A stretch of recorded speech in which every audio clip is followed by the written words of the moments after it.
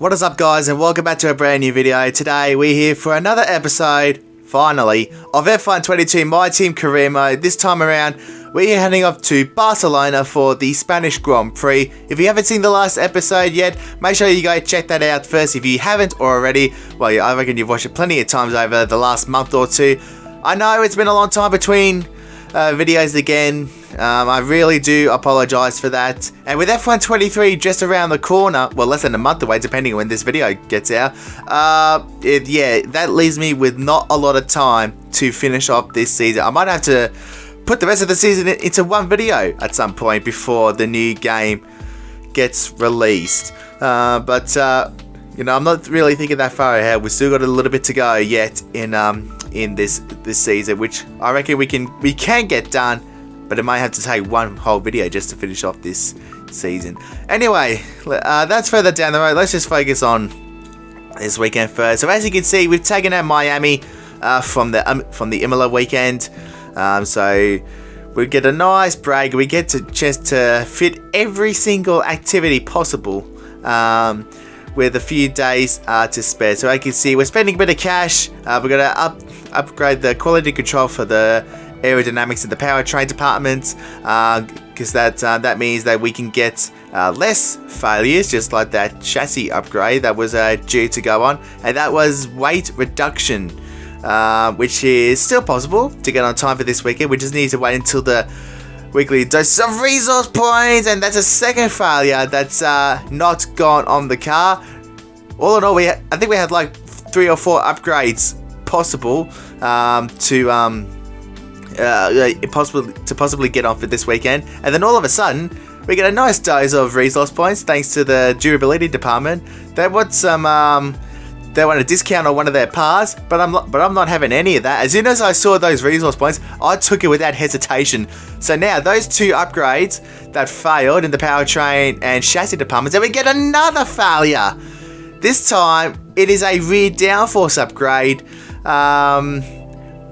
which will still get on the car. So the amount of failures that we've had that have gone onto the car, engine cover, that's and we've got 2 more durability upgrades that have just failed, which I don't care. It doesn't really give us much of a performance boost, in all honesty. So I think those 2 will get on in time for Canada, which is okay, I suppose. I think the gearbox would have been nice to have, in all honesty, because the gearbox has been wearing a fair bit. So in all, I think we had like 4 or 5 upgrades go on the car for this weekend. A couple of aero upgrades, or the rear downforce. I think we had that rate reduction upgrade. I think we had a fuel efficiency upgrade going on the car as well, and there was one other which I wouldn't have a clue. So all in all, we've had a big performance boost. I think we are like literally line ball with the midfield. I don't think Haas is supposed to be right up there. So another dose of resource points. We can get those durability upgrades sorted, and I really have a good feeling about this weekend.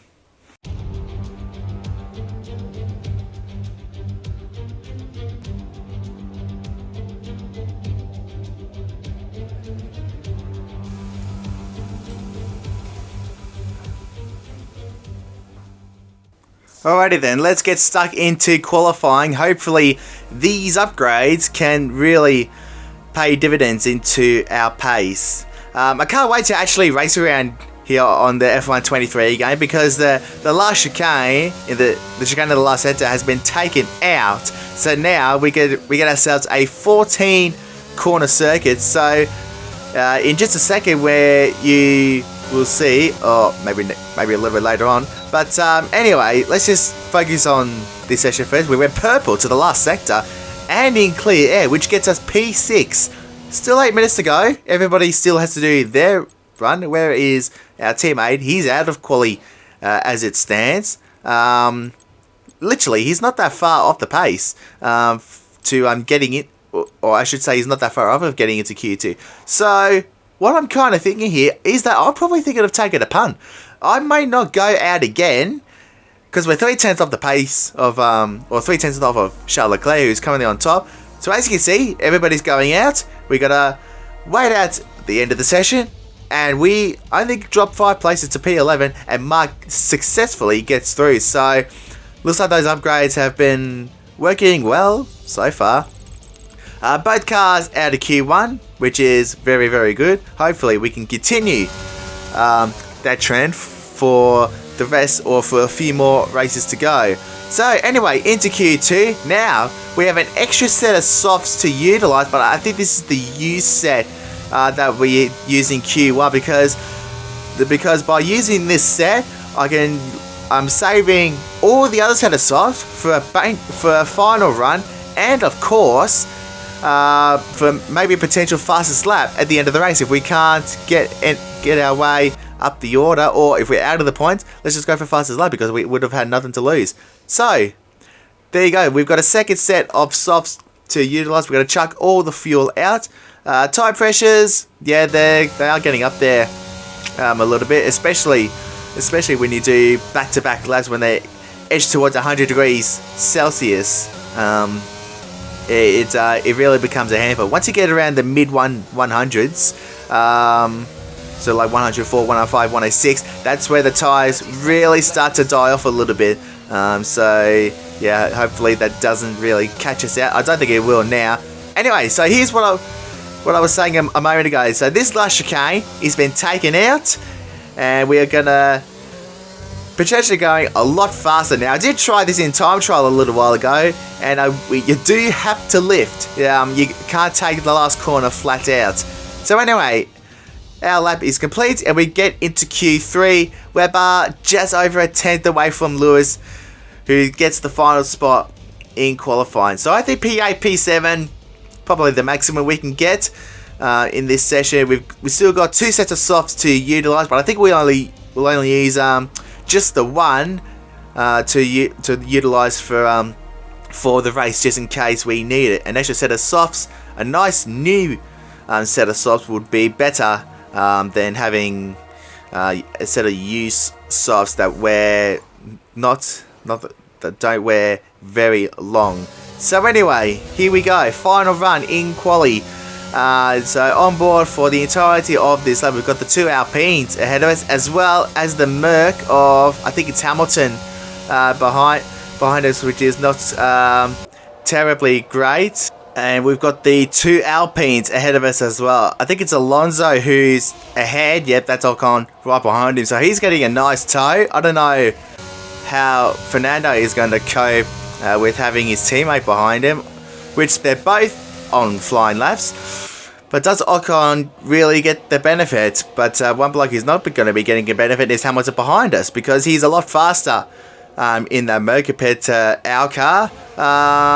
So I'm not entirely sure how this is going to go. Through turn 8, now nice flat out round almost through turn 9. We did have to lift a little bit just so we can make the corner successfully without having to run wide and lose time.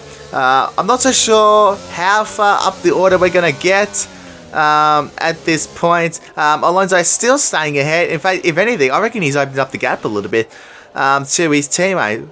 Through the last chicane, there you go. I reckon we probably gained a bit on the Alpines. I'm not going to lie, because I felt like that's what happened. So Ocon is definitely further behind, so he's not going to improve much, I don't think. Where did we end up?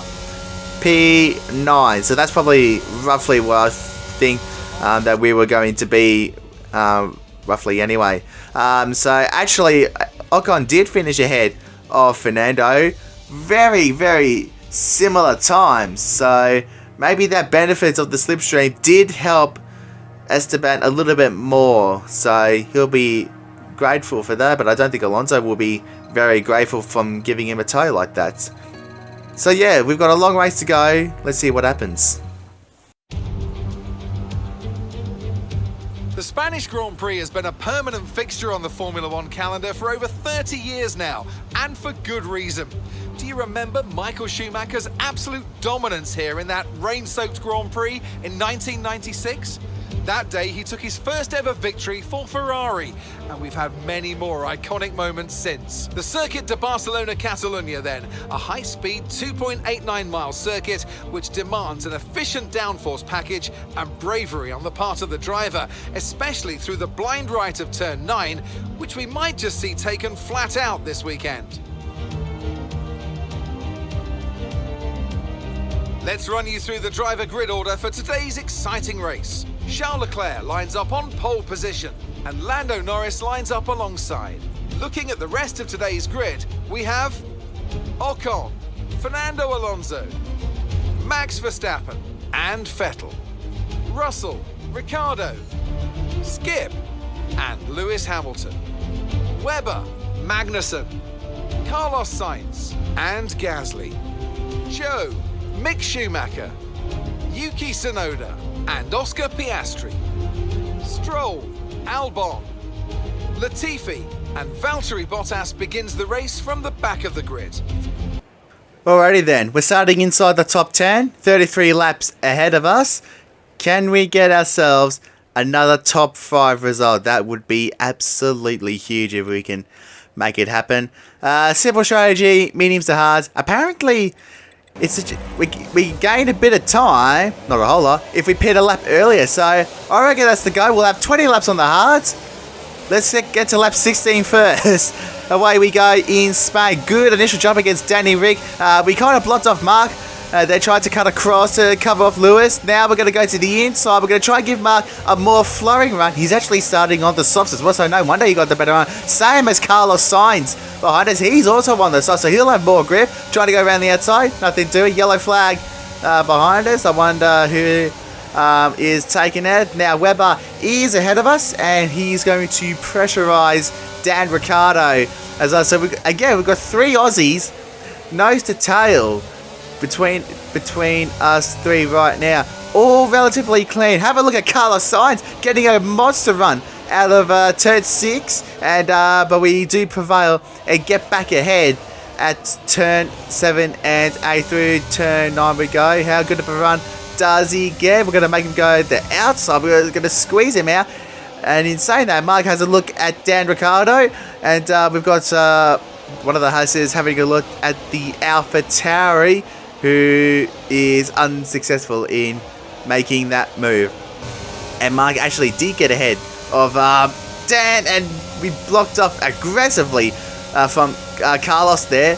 We used a bit of a patchery. We shut that up, and as soon as we do, Carlos just gets this straight line speed from nowhere. And up ahead, Mark is having a go at Lewis Hamilton in the meantime, and he is making those softs work very, very well. And he is ahead of Lewis and Dan Ricciardo now. So here's what happened between oh no, this is actually the following lap or 2. That was George having a look at Max, nothing doing there, and that invited Mark, Dan and ourselves into the party. Lewis is behind us now. How did we get in front of him? I don't know. How did I miss that again? I'm missing every single move of what happened there, because I'm trying to make these videos as short as possible, but the thing is, it's not easy to make a video as short as possible when you've got a race that's full of action so far, and I don't know how I missed that. But anyway, we've demoted Lewis out of the points, and now Mark is struggling a little bit to get in front of George and Max at the moment. I don't know if his tyres are starting to go, or if it's because of the DRS train behind us, because it's never easy to pass in a DRS train. You can see the different lines that have been taken there. It's a turn 4 between Danny Boy and myself. I think those tyres are starting to die off a little bit now. So lap 10, yep, he is in. I'm assuming that he is going to do a 1-stop. If he goes onto hards, then that can pretty much confirm that he is on a 1-stop. Charles Leclerc? Is it Charles? That's coming into the pits? Yes, it is. Charles Leclerc. He started on the soft, so he wanted to get a good start and get some nice fresh air, and that's exactly what he's done. Verstappen is on the hard compound tyre, so no wonder he was having a nice battle with George, who is now in front of. So now we are going to maybe potentially be in a Red Bull sandwich in a second. However, our mediums would be starting to see their best a little bit by this point. So I think the pace is starting to come into the favour of Verstappen at the moment. Here we go. We're going to try and set up a move on Ricciardo. We're going to make him go defensive, brake a little bit earlier than he does, because I know that when we put him under pressure, he will make the mistake, and that has... I've actually figured that out a few times before. Now Max is starting to come back at George Russell. He's going to make a move into turn 10. He's going to try and go around the outside to get the move done, and unfortunately George got a better run, and Verstappen is still behind the Mercedes of George. He'll be wanting to get past as quickly as possible so he can get into some clean air. Clean air is something that Max needs to be doing, but he's not going to get it anymore because he is now out of this race. Smoke pouring out of the car, and he is out of the Spanish Grand Prix on lap 13. I said he needed to get into some clear air, and unfortunately it's taking him maybe a little too long, or maybe the engine was giving up anyway. Maybe the team saw something. He's still going down the main straight, and finally he eventually pulls off. Oh, Red Bull and their reliability. I thought they would have sorted it out by now, because they had bugger all reliability in real life. The following lap, and he's still there, and no safety car. Seriously, they need to do something about these safety cars. If a car is there that long, you throw a VSC at the very least. Seriously. Anyway, Ricciardo making a move on, I think it's Carlos. Yep, I reckon it is too. He is on the hard compound tyres. I would not agree that it is Charles Leclerc, because Leclerc has already pitted and now he's 6 seconds behind us on hard compound tyres. Anyway, we finally make our pit stop, and we are going to go onto the hard compound tyres, as well as Alonso, George, and a few others behind us, Piastri, Stroll being one of them. Ricciardo's gone onto another set of softs, and we've come out just ahead of him. Were we behind him or in front of him before the softs? I can't remember. Oh no. Oh, hang on. No. While you were listening to Mark, we had a problem of some sort that I don't know what it was, but it has now been fixed. But Ricciardo's got much more grip than us than our cold, hard compound tyres. So, yeah, I'm surprised that Ricciardo's gone onto another set of softs. In all honesty, I don't quite understand that strategy. I think it's going to be a pointless race for Red Bull if you think about it now. So yeah, I'm surprised about that. So he'll be pitting again, maybe for a set of mediums or another set of softs. Maybe he's doing two softs to the end of the race, but he's going to need a safety car to help him out, because I don't think he'll have the pace to catch back up. So as you can see, the engine sign has come on now, so that means one of our components must be at 60% engine wear. So it's the control electronics that is starting to wear out a little bit. So that is on its last legs. So we're gonna be looking at some new engine components. I want to try and wait until Canada to make a new engine, or to have a brand new engine, only because Canada is more of a power track than Monaco, which is the next race. Anyway, interesting battle here between Ocon and Seb Vettel.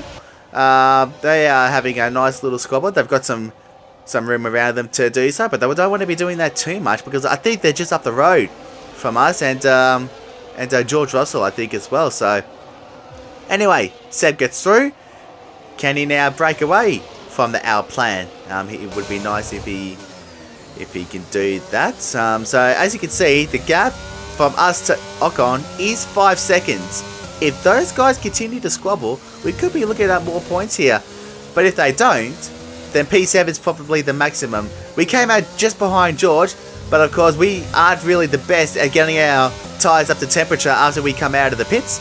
Anyway, we've come to the line. We do a green lap. That's our personal best. Now Ocon is coming back at Seb. Seb runs a little bit wide, but he blocks off any other threat from Esteban behind, and all that squabbling is just allowing George to catch back up. And if those three continue to squabble, it's going to allow us into the party. 6 laps to go.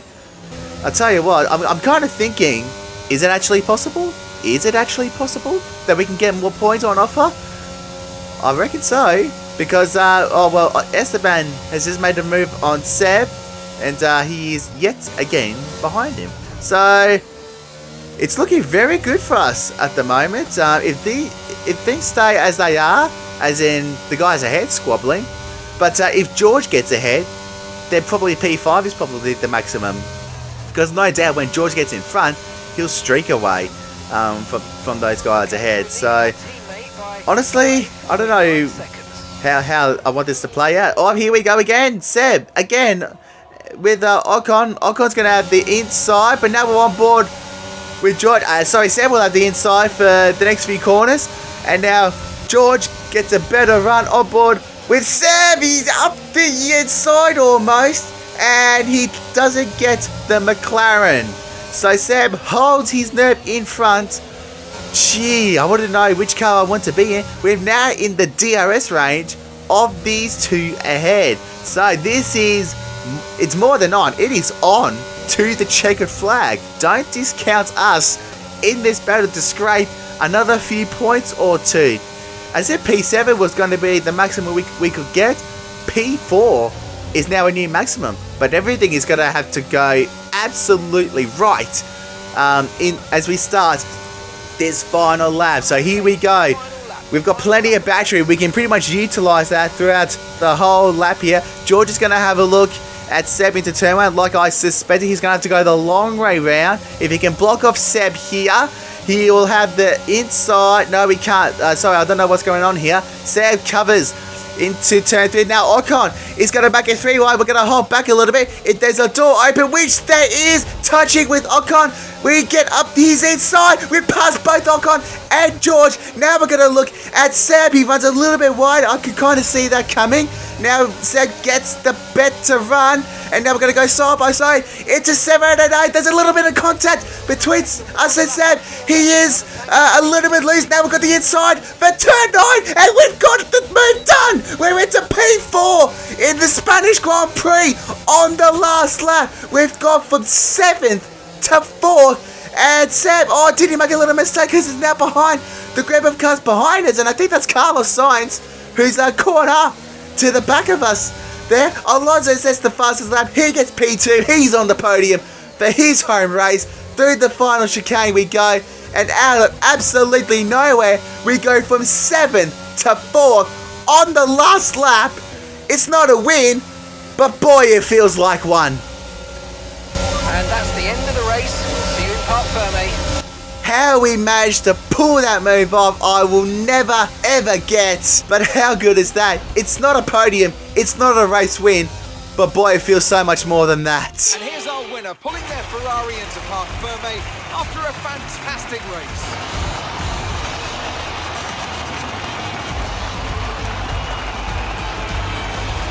Natalie Pinkham, how do you think they were able to set themselves apart today? I'd say it was down once again to good, consistent driving, nailing the corners, working to the track conditions and perfecting the team strategies. They got all those things right today and the results speak for themselves.